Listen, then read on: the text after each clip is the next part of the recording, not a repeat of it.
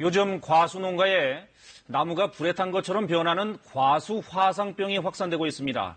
치료약이 없는 터라 감염되면 맹몰할 수밖에 없어서 과수 코로나라고 불린다고 합니다.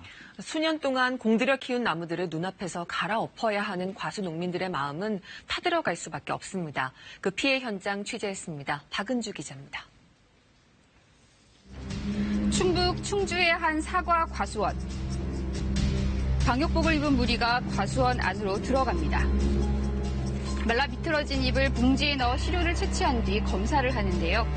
이 과수 화상병인지 아닌지를 알아보기 위해서입니다. 어제 한숨도 못 잤어요. 너무 걱정되니까는. 이 사과나 배나무가 주로 걸리는 세균병인 과수 화상병. 나무까지는 물론 잎과 열매 모두 불에 탄 듯 타들어갑니다.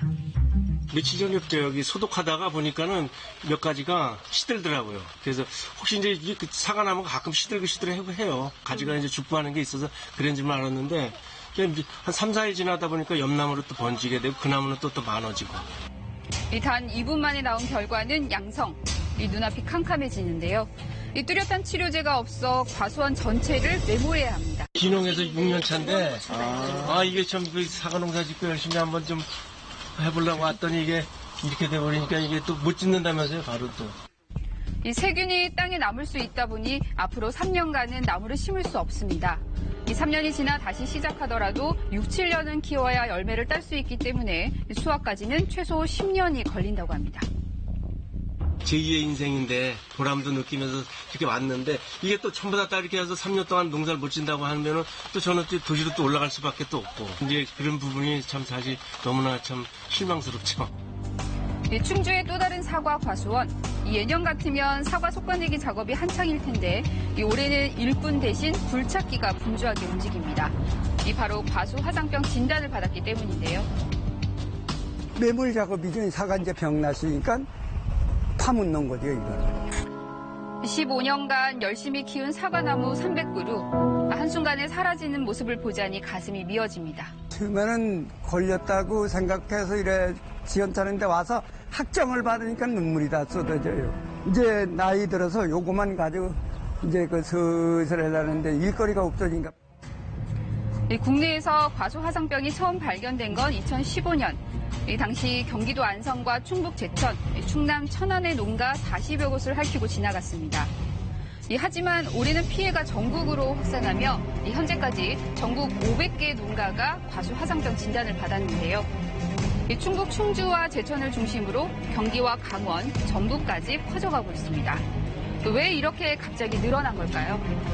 작년 겨울 날씨가 굉장히 따뜻했고 올해 3월부터 온도를 보면 상당히 높게 유지가 되면서 병원균이 밀도가 굉장히 높게 유지될 환경이 조건이 만들어졌고요. 4월경에 냉이가 오면서 나무들이 굉장히 많이 상했습니다.